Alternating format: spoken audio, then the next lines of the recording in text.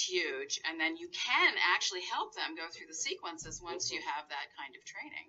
Yeah, well, it gives you a map of where you want to bring them, but everything is predicated on whether their body can functionally negotiate a state of safety. Right. And that's where vocalizations become a very important portal, because it's the one sensory channel that can't be blocked. So people can turn away, but the voice is still going to get there. So therapists need to maybe really pay attention to how their voice is and how they're using it, and if it can move a little bit more melodically, right? Right. And I mean, we all know what an anxious voice sounds like. We know what a predator or low booming voice is. But what we forget is that we have to be, in a sense, more present, more aware, more mindful, whatever word we want to use, that our voice conveys a tremendous amount to anyone that we're talking to, whether it's a client or another person in our environment. And I still think when I'm saying this in the back of my mind, I'm seeing myself as a parent, and I have two great sons. However, I will tell you that my voice as a father is not when they were growing up, is not the voice you're hearing tonight. Because we were, even in my world, I was so focused on what we say as being important, not how we say it. And in doing that, I was not sensitive enough to my children and what they really needed. And they needed the sense of safety, and everyone needs a sense of safety. You know, you mentioned something that I thought was really significant. I would like the audience to hear too, in one of your articles, about how even with touch, it's important that sound precedes it, a good prosody, and also hopefully some warm facial expression prior to touching, because without that, sometimes then it can be, even though it was intended as affection, it can actually be felt as aggression. So I thought that was really important for people to know. Exactly. Again, you can. So I'm going to just switch it to my two little dogs. When they play, they chase each other, and one tries to catch the other and basically takes a bite into the rear leg, not hard. And what does the one who's bit? The one that's bit turns around, looks face to face at the one doing the biting to see if there's an intention to do harm, or are they playing? So touch is ambiguous. We're not exactly sure. So how does the dog signal that it's just play? Well, they roll reverse, and the dog who did the biting now runs away, and the other dog chases. So they're giving the cues of role playing and reciprocity. Now, with many children who have various forms of diagnosis like autism or spectrum disorders or hyperactivity, often children don't want to play with them. And and part of it is they're not giving the reciprocity, so that children get hurt while playing with them. So even though the child has the intention to be part of the group and play, the child's awareness of other isn't so good and isn't picking up the cues. You know, one of the things you said along those lines, taking a little bit slightly different direction, but that when a child has been in a situation where there's been a lot of attachment disruption, and for whatever reason that's caused by, it could be medical illnesses, it could be hospitalizations, but it could also be this lack of synchrony between mom and infant or caregiver and infant, and maybe it's happening to the point where the child loses trust of their primary mothering presence or caregiver, that's a really major difficulty. And I want to sort of explore that a little bit with you from the attachment piece and the trauma piece. And you actually made a statement that the research shows that kids that have had a strong disruptive environment early on, and maybe even disorganized attachment, that they show up with more difficulty than actually a sexual abuse victim. This is Giovanni Liotti's work. And to me, I actually just learned about it about 2 years ago, and it was startling to me but it made so much sense. So what he was showing in his work is disorganized attachment. It was a greater risk factor for dissociative disorders than sexual abuse. And I had to think about this, and then I started understanding the true metaphor. And the true metaphor is the child is small, the child's born. The child needs to be protected by the parent. The parent's unreliable. End of story. So the child can't be in a state of safety with the parent It's not, I mean, with attachment theory, they get into the complexity of the ambivalent relationship, but we can basically simplify it and say the child cannot go into a physiological state of safety. And when you're in that, when you're in a sense chronically defensive, this is very, very bad. And so you start getting, in a sense, fantasies and then dissociations. So the issue of childhood sexual abuse, I was also told that, you know, that's not, I mean, it's horrible, I'm not saying, but it's the issue of who's protecting you. And that's really where it comes down to. And that's why childhood sexual abuse is often a major marker, of problems later in life, because the child was not protected. And the issue is the child is also not protected, at least on multiple levels, when they have disorganized attachment. You know, I feel that's really relevant. So even in my therapy with people, we do a lot to try to install some sense of protection, and we go through all sorts of different ways to see a person get that feeling back of somebody having their back, especially if they didn't have it in their childhood, which is often tricky territory. I'd like to just ask you, I know I had interviewed Bob Scare a while back. I know you guys know each other. And he talked about that even like the war vets coming back from war, that those that had secure attachment, meaning they could trust their caregiver, right? They had the protection, they had the playfulness, they had presence, they had co-regulation, they had the cueing and synchrony for safety. But that the folks coming back from war, so they've got trauma coming back probably, but that there was sort of a PTSD resilience if people had secure attachment from the get-go, or have learned secure attachment later. They had much less tendency to have PTSD symptomology, and those that had insecure attachment, or especially disorganized, that and then you dump war on top of that, it was just a very high percentage of those folks would go into a PTSD response. I wondered what you thought about that. I'm going to take what you're saying, and I'm going to go a little bit on an oblique tangent for a moment, and basically say that higher levels of vagal regulation are also a buffer for PTSD. So levels before deployment. So the ability to have a more tightly regulated homeostatic system enables the individual to take more hits, literally. I'm going to tell you another thing that's coming out in the literature now. It's very, very recent, and that is the linkage between vagal regulation of the heart and cancer. So it's really starting to say that if people have high vagal regulation of the heart, Gleason scores, which are severity of the cancer, the level of the cancer, the type of tissue, are less predictive of outcomes if you have high vagal tone. If you have low vagal regulation, then the Gleason scores work real well. Now, I want you to think about that for a moment, because it's saying that if our neural circuits are more homeostatic and more, in a sense, organized the way they're supposed to be, it buffers or at least retards some of the cancer development. Then I want you to think about for a moment about what we say about if you have cancer, you have to fight it. And what do we mean by fight it? So does it mean we get more mobilized? Well, when we get more mobilized, we start creating a neurophysiology in which cancer starts to proliferate. And interestingly, especially with prostate cancer, the actually part that's bad is actually linked to the dorsal vagus. So the two in the prostate cancer, sympathetics get the cancer going, but the subdiaphragmatic vagus actually gets it to proliferate and to start moving out of the capsule. So we start seeing the autonomic nervous system, when it's in defense, is literally a playground for other diseases to develop.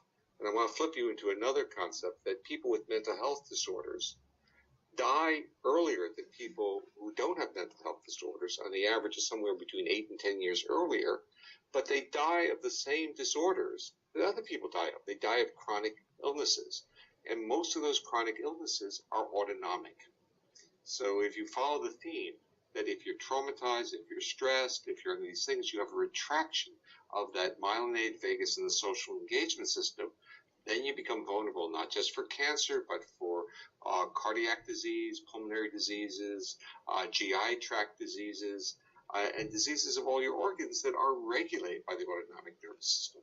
Well, Folletti, Go ahead. Oh, Folletti did such a great study with Kaiser, right? I think 18,000, 20,000 people on adverse childhood experiences called the ACE studies, and there's YouTubes on that. You can those in the audience can look up. But if you ever want validation for the reason that you want to be helping people move out of the shutdown response and hopefully to more resilient states, or help, I mean, really such a huge contribution to be working with traumatized clients, that it affects them on so many different levels. So I thought, Steve, you might want to speak to that a little bit. Oh yeah. So Folletti's work is a real another one of those eye openers, because he was really focusing on obesity, and what he was really saying was that people are metabolically so atypical, meaning that they can actually produce food, or I should say not food, they can actually create fat and weight with limited food, not high food intake, if they have severe trauma histories. And they also, he gives an example of a woman who had a bypass, bariatric surgery, lost weight, and then a male started to hit on her. Because she started to look attractive to him, and she couldn't be invisible by being fat anymore, and she got suicidal and severely depressed. So we start seeing all these adjustments that our bodies are making to kind of negotiate safety. So you would say that wouldn't really be necessarily looking at a eating disorder, but you'd be looking at the body trying to protect by insulating itself with extra fat. Right, but it becomes an eating. Oh, so in terms of eating disorder, it's not just eating disorder on the intake side. Right. It's a dysregulation of the metabolism that now enabled this woman to become very, very, very heavy with very limited amount of food intake. Right. And there are a lot of people who are very heavy who claim they're not eating much. Right. And there are all these other issues now. I was also at a conference where a pediatrician was looking at the ACE scores and hyperactivity. And this shocked me also, because you think, well, hyperactivity is not a childhood trauma related issue, but she was basically predicting with a high degree of predictability diagnosis as ADD based upon ACE scores from a large database. And so I think we have to really go back and start asking these questions. And so I know you're interested now in attachment. So it's really the child who has is not in the safe environment. If they're not in the safe environment, they're going to experience those adverse childhood experiences, and this is going to change their neural regulation. They're not going to have neural exercises of resilience. They're going to be in states of defense. And when you're small and in states of defense, what's the most efficient thing to do is really to become inanimate, and that is to become clearly, and that's part of the hibernation response. So in a sense, you become metabolically very efficient. What does that mean? You become very fat, but you become obese without eating that much. So tell me this. I think a lot of people on the call are probably wondering, how much hope is there? I mean, I know that people recover from trauma, but I think we are getting so much better, I feel, in terms of clinical interventions to help us move from immobility to mobility, and then it's much easier, like you said, once that's going on, to find your social engagement. But are there some things that you might say that you feel like are really 2 or 3, I don't know, I know it's way more complex than that, but that are really effective in ways of helping our clients surface again? Because it's easy to go dorsal if you've been under trauma or even anesthesia from surgeries, or it's easy to get to dorsal, but, all the things we're trying to learn of how to come back up. Yeah, well, okay, so let's start off by saying I'm very optimistic. I'm an optimist. Me too. looking for ways in which you can use voluntary behavior to trigger the neural circuits. And of course, one I work with is just listening, passive listening to acoustic properties. I'm very interested in the manipulation of breath, which is the most profound thing we can do because it is a powerful trigger. And so there are ways in which I used to use the word, we can trick our nervous system into being in another state, or we can trigger it, whatever word you like better. And then we need the support once we go there. The issue is once you shift into states of safety, you need support.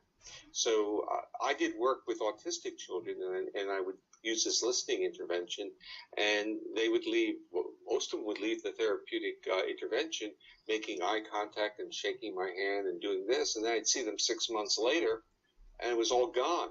Because you have to realize that you can't fix an individual. You have to work with the diet or the culture or the family that they're going back in. So there's an enormous amount of psychoeducational work that is necessary to be done. I think even in doing this webinar, we're contributing to that psychoeducational groundswell, and that is the acknowledgement that we as human beings need to interact with other human beings. And what does that mean? It means that we need face-to-face, voice-to-voice, and only after face-to-face and voice-to-voice will we have touch-to-touch, will we have that embrace, and not to rush the embrace, allow the body to feel comfortable. Right, touch comes later. Yep. Right, and it's interesting because a lot of times in secure attachment education, they're always saying how important affectionate touch is and cuddling and holding. It is if you've got a secure attachment parent, but if someone's coming out of this dorsal vagal shutdown, that may be not the first thing, right? Right. There's one other point. So when I start to read or get involved with attachment, and people wanted me to talk at some of their meetings, I started to ask this real question, and I said attachment occurs after the safety. So I started to describe what I call the preamble to attachment. I actually use the words preamble. Oh, I'm glad. I really want to hear this. And so the preamble to attachment, of course, is the social engagement system, because it's how we test the waters. We test the waters in psychological space. We look from a distance, we smile, we have a facial expression, we have gestures, then we have vocalizations, and then we have proximity. And then once we have proximity, we're close enough to touch. And so what we have to realize is that there are stages along the way. And the first one, of course, is testing the waters in psychological space. Now, when a baby is born, babies do some very interesting things outside the realm of voluntary behavior. Because, the cortex is not that well developed. However, they coo and they smile. And these are really pretty low responses, they're pretty low brainstem. What do parents do when they see that smiling, cooing baby? They're in love. All right. They're in love. It's, in a sense, this adaptive thing that occurs that enables us to commit and to, in a sense, invest. But if the child doesn't do that, we don't feel like committing. This is really, when I did a lot of work with preterms I worked 20 years with preterm babies in a neonatal intensive care unit. And when I started work in that area, there used to be wards of the state. Parents would have preterm babies, and then they would disappear. The parents, they would never come back. They'd come a couple times, they'd never come back, and the babies would become wards of the state. And the reason was, babies were giving the parents nothing, or they didn't not as fall much. In love. Right. So there's I don't know if anyone knows Heidi Alves' work, and she was a psychologist who was doing neonatal assessments with Barry Brazelton, and then developed a preterm neonatal assessment thing. And when she did that, I thought this was so what? It's just taking neonatal and moving into a preterm. But then 20 years later, I realized what she had done. She had done something monumental. She had taught the parents and the caregivers within the intensive care unit about the behavioral repertoire of the child. So the child was no longer this inanimate machine that they were shoving tubes in, but was a child with a personality, a child reacting to stimuli, a child that was part of the world that they were part of. And the care of the babies changed, and the parent, it's really quite remarkable. And part of what I learned from her, I wanted to implement with autistic children. I wanted the parents and the educators to try to get a better understanding of the features that were positive of the child, and not just always superimpose a special ed perspective, and that is we need to shape the behavior to be more like normal people. And what that was doing to the autistic kids, of course, was always evaluating them, always criticizing them, and always making them feel fearful. Which I will tell you, I was direction. not very successful in doing that, but I did learn a lot about the culture and the community, and that is that a lot with treatment models are intense treatment models, but the body responds to these intense treatment models as if the body is being evaluated and the body is being disliked. Right.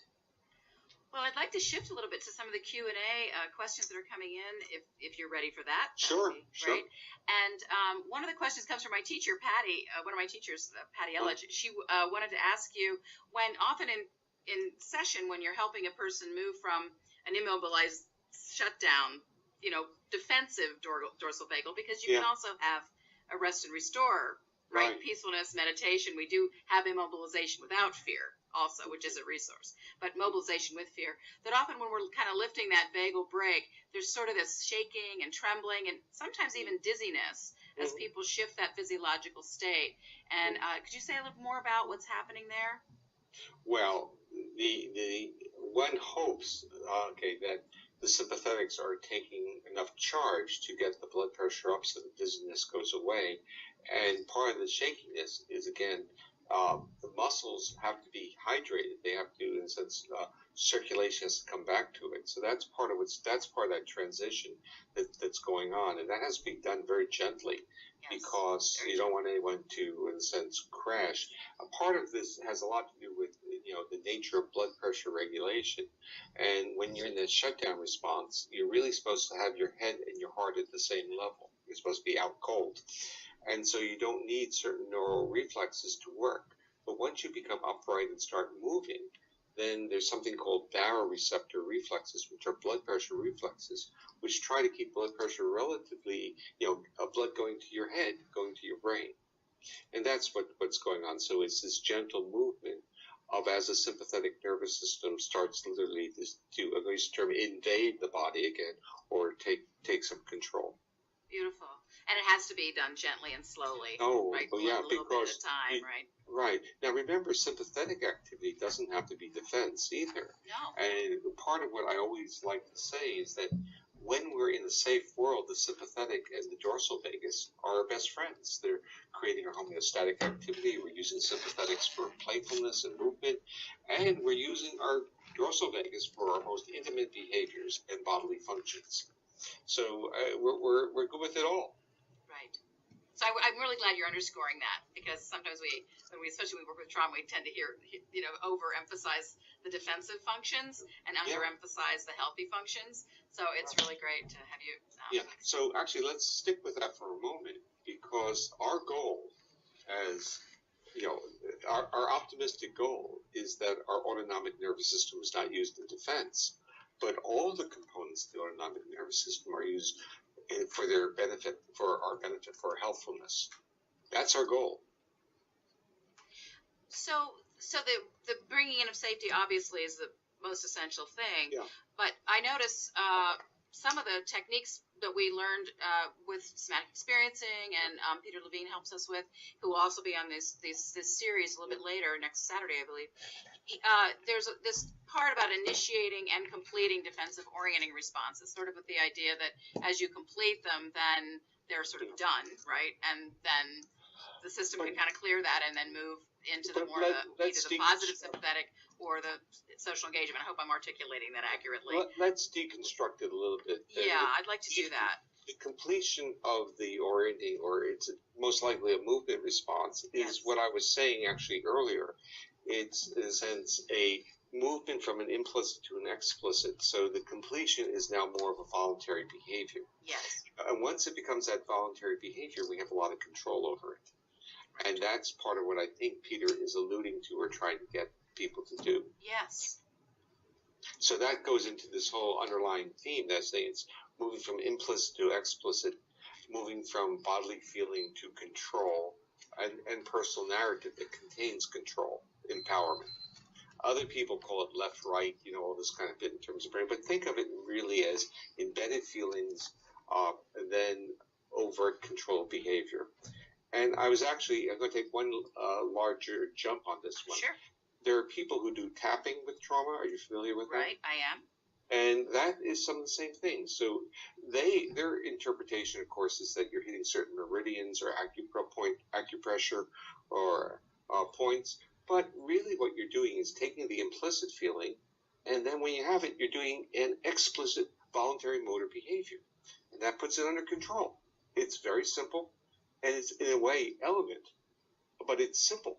and important. So it's literally taking the visceral response, which is often going to be from the dorsal vagus, the sensory part, and then grabbing the sympathetics to move, and just going back and forth until it's contained and under control.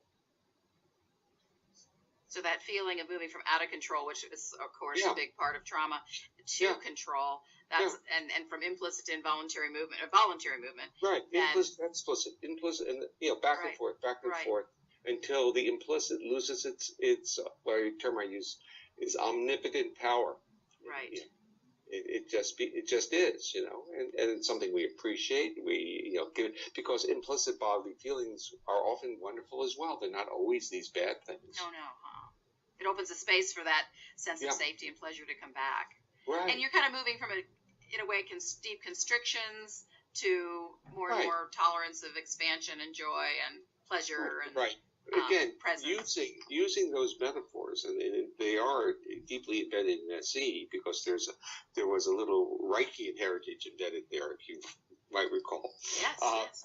Okay, so the issue from my perspective is when we have, again, using Peter and Reich's term, engorgement and flow, or whatever terms you want to use, when the system is homeostatically running, everything is great, but when we become vigilant and defensive, we restrict the range of those systems. That's part of our biology.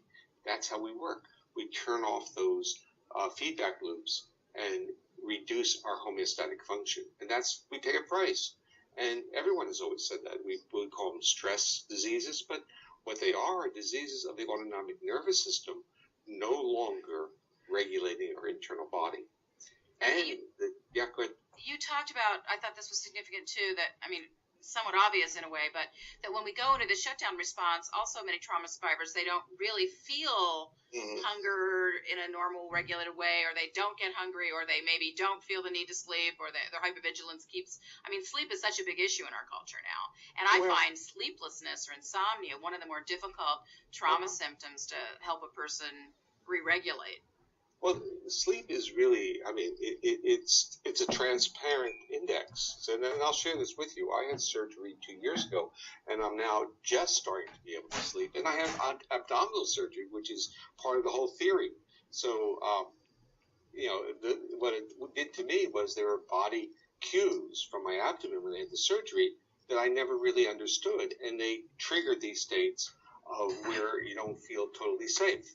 And that's what sleep is about. Sleep is about not having to be vigilant. And so a lot of people who have these problems, including, trauma histories, and trauma history can be from surgery, it can be from diagnosis. I want to, in a sense, broaden the range of what we consider, because bodies change when things happen to us that we lose control over, that are hurtful in ways that we're not really anticipating. Diagnosis is really critical of one of these things, and so is surgery. And the point is, yes, we can heal those wounds, but has our neuroregulation recovered? And sometimes it doesn't. And sleep is really a wonderful indicator. And we have to think about why it is we can't sleep. We can't sleep because we're not safe. It's almost an operational definition. And then if you think of the history of humanity, or history of civilization, people used to sleep outdoors. But then they got dogs. So dogs are part of the coevolution of human society, because we shifted the responsibility of being hypervigilant to a dog. And a lot of people, again, this may be something as a therapeutic model for some people with trauma histories. And in fact, animals. In fact, a lot of people, especially with veterans, are now working with human-animal interactions, especially dogs. I've recommended a lot of my clients that have a lot of severe attachment difficulties or trauma that they get dogs.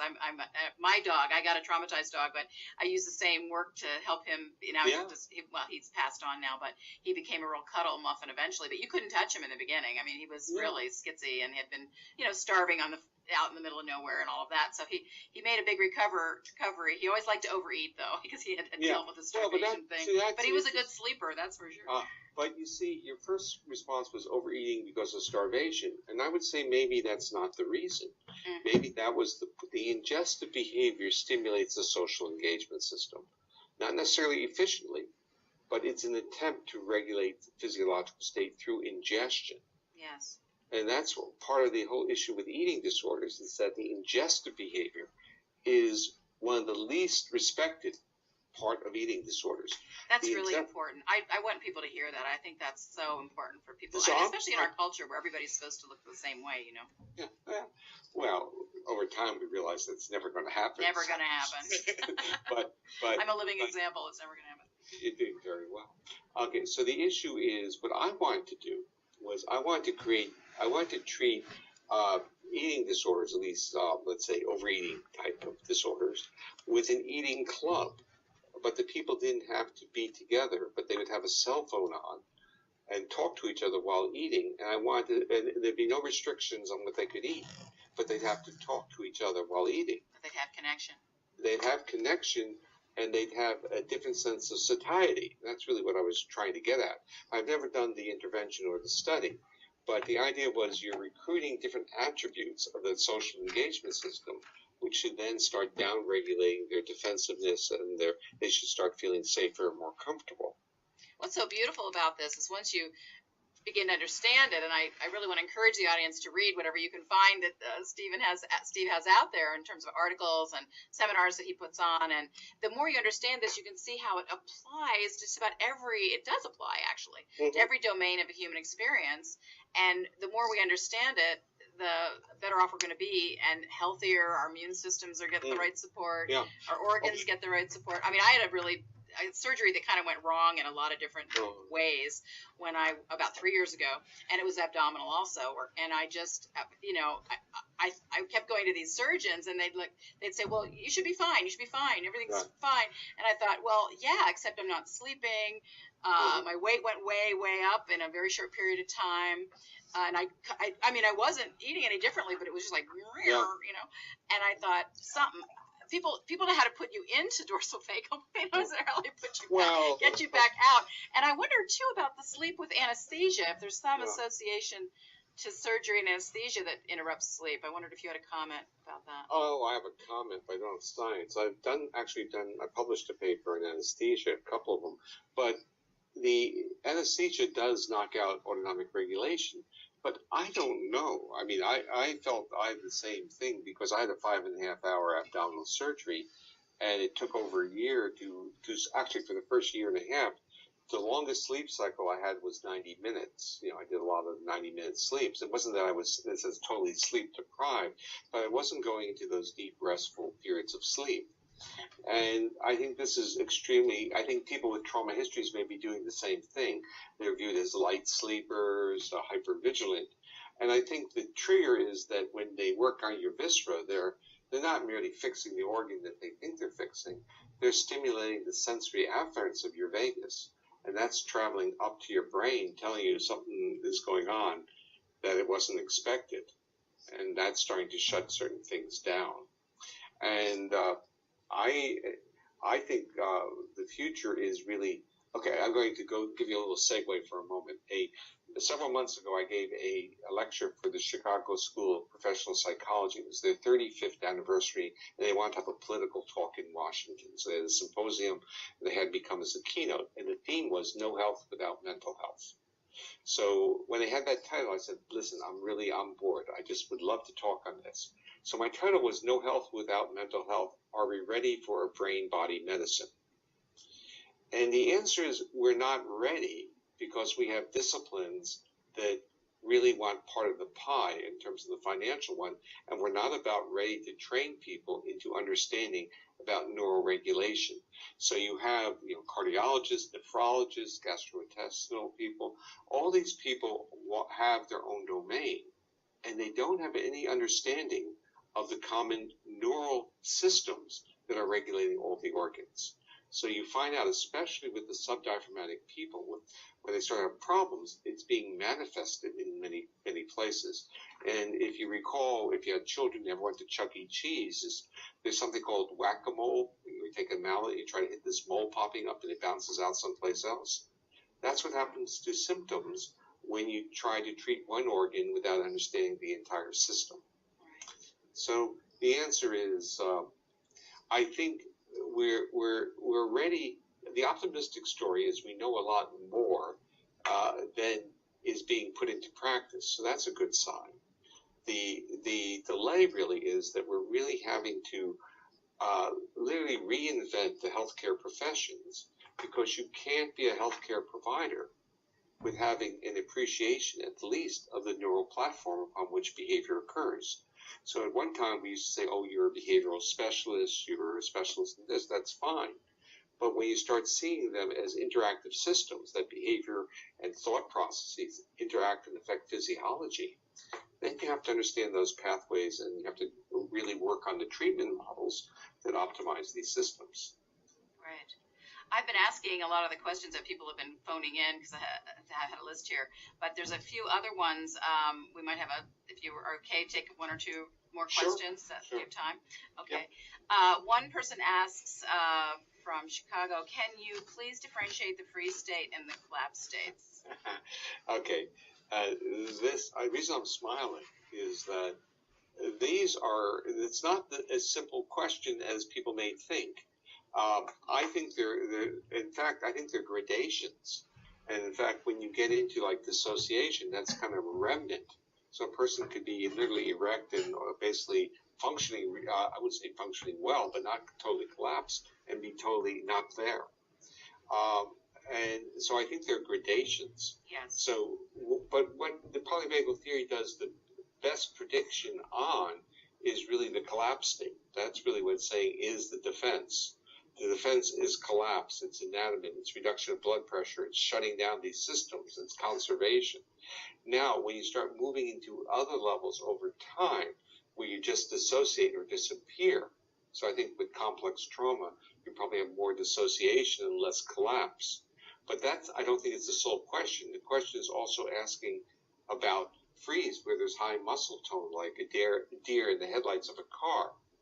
And I think the freeze response, or when we have our motor tone high but we're not moving, is more complicated because it's involving sympathetics as well. So the answer, I really can't answer that. I can tell you, though, that I'm very interested in this, and I am working on it. And it's a continuum. Yeah. Well, I think the simplest way of thinking of this is that there's a continuum from total collapse, which is extraordinarily biological as a defense, to merely dissociating, in which you're not losing total muscle tone. But the part that is still bothering me is literally the tonic immobility.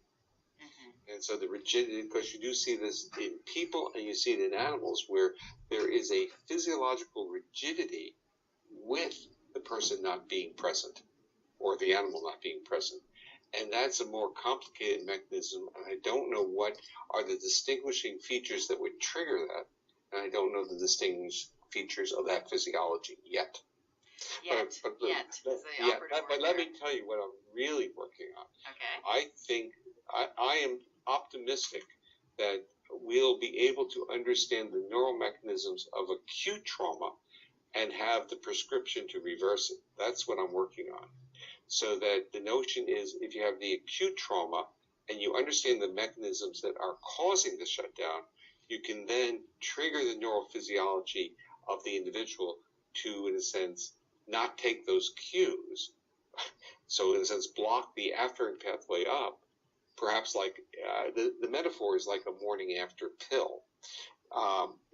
In which the treatment occurs, within 12 hours or so of the trauma, that will reverse the effects of it on the nervous system. And that's what I'm creating an animal model of this, and I hope to get that done. That's part of what I'll be doing in Indiana. What do you think about this MDMA situation? Ecstasy? Yes. I haven't. Okay, so elaborate what you mean by that. Well, a question came in. Just to say that it's been used, suggested in some use. There's some research on it in terms of mitigating some of the PTSD. Okay. So has glucocorticoids, cortisol. I don't know. I mean, so what I think that is doing, again, is triggering mobilization when the body is attempting to shut down. So I think there's part of what I'm trying to do is linked to something like that. But what I'm really saying is, once we're traumatized, signals go down to our body, they change our gut, our microbiome changes, and we now go into a different physiological state. And I want to change the signals that are going up from the body to the brain. And I want to put in stimuli such as acoustic stimuli of prosodic activity. And I want to use, with Sue, my wife, oxytocin to help change the neurophysiological state and see if we can create a physiological state that is more similar to safety following trauma and see what happens. Beautiful. The model is actually, and this is, people cringe when I describe it. We're using the prairie vole, which is what Sue has used for. My wife is Sue Carter of oxytocin. Is oxytocin fame. She discovered the relationship between oxytocin and social behavior. We're going to put her prairie voles, and we're using prairie voles because not only do they have high oxytocin, not only are they socially bonded for life, but they have an autonomic nervous system with vagal regulation that's very human-like. So we're going to restrain them and put a natural predator in front of them, which is a ferret.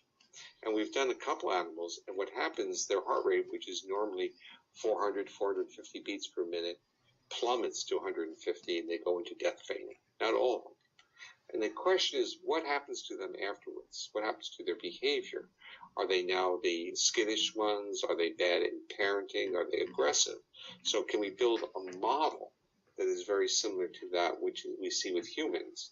If we see the sequelae of being this, not having the ability to co-regulate physiology with another, which is really one of the defining features of the vole, then we will see if we can intervene immediately after the traumatic event to displace the problems. Beautiful. I'm excited to hear the outcome of that. That sounds really, really practical.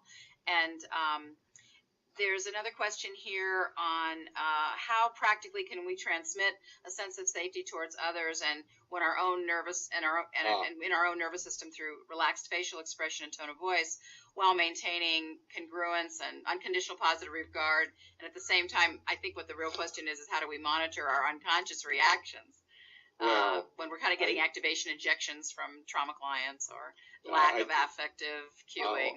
I think it is. I'm not going to underestimate the difficulty of the task, because in general, what we're doing is we're using the responses of others to keep us in touch with who we are. And if you're in an environment where the person isn't giving you the facial expressivity, the intonation, you're doing this for, let's say, 6 hours a day, then we hear terms like burnout or it's exhausting. Because in a way, it's when caregiving is no longer caregiving. Let me break that down. I think that caregiving is reciprocal. And the problem occurs when giving is not really resulting in eliciting a response back. So it's violating our neural expectancy. We as mammals kind of evolved to anticipate when we engage another that they will be reciprocal and engage us back. And I always say that even with dogs, you can see the same thing happening. And children, you watch it, you watch what happens if you turn away from a person when they engage you. I mean, a fight can break out. People can get very, very upset. So the answer to the basic question is more of a statement of respect for the people who are doing this very, very difficult work. And they need to, in a sense, be mindful of what's happening to them and be aware, and perhaps, with their friends outside of therapeutic settings, get some feedback or get some, socialization time. So just as we talked about recess and theater and music in the classroom, it might be wise for therapists to have a certain break where they can do certain things together if they're in a group practice. And it's unfortunately the field that needs it the most in a way often is in private practice or isolated in their homes, or so can be a certain isolation in the field, so it's great that we come together as this community, but also get face-to-face time at lunches or breaks or exercise. I'm a social athlete, do your exercise with friends. I think that's important. And, I had a good friend who used to schedule people so tight together. It was like 45 minutes a session. He was a psychiatrist, and he wouldn't even eat lunch. He just run them on top of each other. And you start saying, well, what was he getting out of those sessions, and what were his clients getting out of it? It's like he would go 6 to 8 hours just like that because he wanted to work just 2 days a week. And you start asking these basic questions of the reciprocity of the therapeutic setting. And so, is it all draining or is it interactive? I think these are excellent.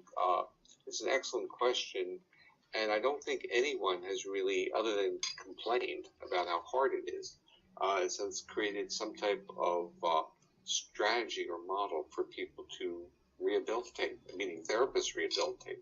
Well, I think you're helping us become aware of how important having the face-to-face time is. I heard a comment from somebody, I can't remember the source of it now, but that we really are showing who we really value in our life by who we give our face-to-face time with. And in my life, it's harder and harder to get face-to-face time. People are so busy, even as we get older, they're still busy. But I think it has to be a priority, and I love it when we make that time. So I'm just encouraging clients, our therapists that are listening, to play a lot more, and also to make sure you're getting face-to-face for your own regulation. There's another question here that comes up a lot. What do you think the future looks like in terms of evolution as we're moving more towards the computer and less time with each other? Where do you see that going? You've mentioned some things already, but is there anything else you'd like to say about that? So I think we are a very, very plastic species, and there are epigenetic changes. And we, by taking away social interactions in our lives, it goes seamlessly. We become asocial almost seamlessly. So we move from telephones to texting. Rather than having a conference, we're doing a webinar. We've gone and we've moved very seamlessly to this, and the amount of true face-to-face, human-to-human time that we're having is reducing. But we're plastic. We understand, we fit in. But what I'm saying is the consequence of that will have not just a behavioral effect, it will have a true physiological effect, which will have health ramifications. And that part is really a part, again, what polyvagal theory brings to the table. It tells us where it's going. It doesn't mean we can't adapt to all this. It just means that it may not have the same levels of, I'll use the term, visceral enjoyment. I think we love to be with people. We love to be touched. We love to be interactive. And if we're spending most of our time in the virtual world, it's not that the virtual world is bad. It just doesn't have the same richness. Yeah, beautiful. Well, I think is there anything else you'd like to mention about this? We're kind of coming to a close in terms of time we have. Anything else you'd like to sum up with, or if there's like 3 takeaways for people? Is there something that you'd like to? I think the real takeaway is that one of the roles the therapist has is to give cues of safety to the client. And when the cues of safety start, is it's permeating and affecting the physiological state of the client, then the client is actually moving into a neurophysiological platform on which interventions are going to be very efficient. So there's like a 2-stage model. Get the client, make the client feel, or enable. Let me say, not make. You are an enabler of safety in the client, and that's really what the take-home is about. And again, I just to reiterate what you said, that's with prosody, facial expressiveness, emotional responsiveness, I would imagine is in there, right? Yeah, and being present. So because remember, even though the client may have a flat face, they're going to be more sensitive to your face going flat than if they had a smiling face. So they're going to be very biased towards seeing neutral affect as being negative. And when they see it as negative, they're going to really get angry. So you have to, in a sense, be very careful not to, use the term, zone out on your clients, even though they're not giving you positive cues.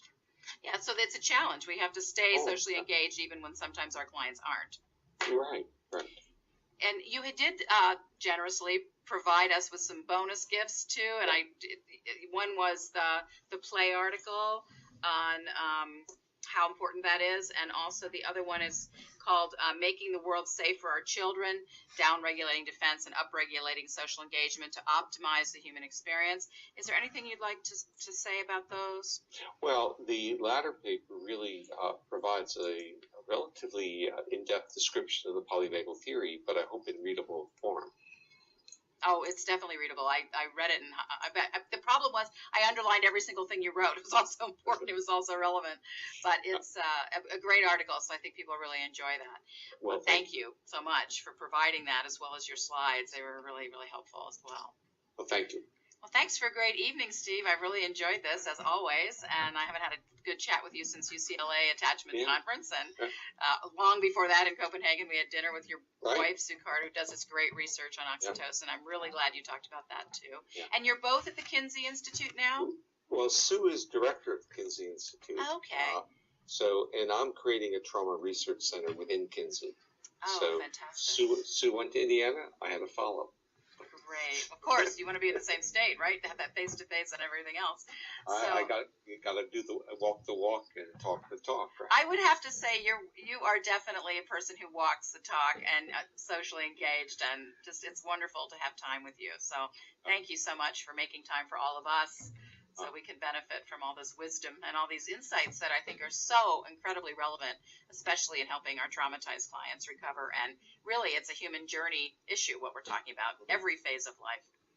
Well, thank you, Diane. And to me, the information that I get from people in the trenches, that information is really what keeps me moving, keeps me trying to figure out some of these issues. So thank you for the opportunity to talk to another group of engaged therapists. Thanks. Okay, well, we're going to thank all of our therapists for being in those trenches, and it's not easy work, and it takes a lot of courageous heart to do it. I want to let you know, also tomorrow night we have, which will be Tuesday night, we have Dr. Joan Borisenko joining us. She's going to be talking about psychotherapy and the mind-body medicine from immunology to neuroscience. So it'll probably a very good another view of the same territory that we're talking about tonight. And she's a Harvard Medical School trained cell biologist and psychologist, and really a pioneer in mind-body medicine. So you'll want to join us for that. Her book she published in 1987, way back when, was one of the first books to really highlight mind-body connection, called Minding the Body, Mending the Mind. It's been a bestseller for ages and still used. She's rewritten it a few times, and she'll be speaking to us about this kind of work, and just want to know she's coming, and we're really excited to have her. So we'll be welcoming her tomorrow. She'll also talk a little bit about the ACE studies that we mentioned tonight with Steve, and Dr. Folletti's studies with Kaiser.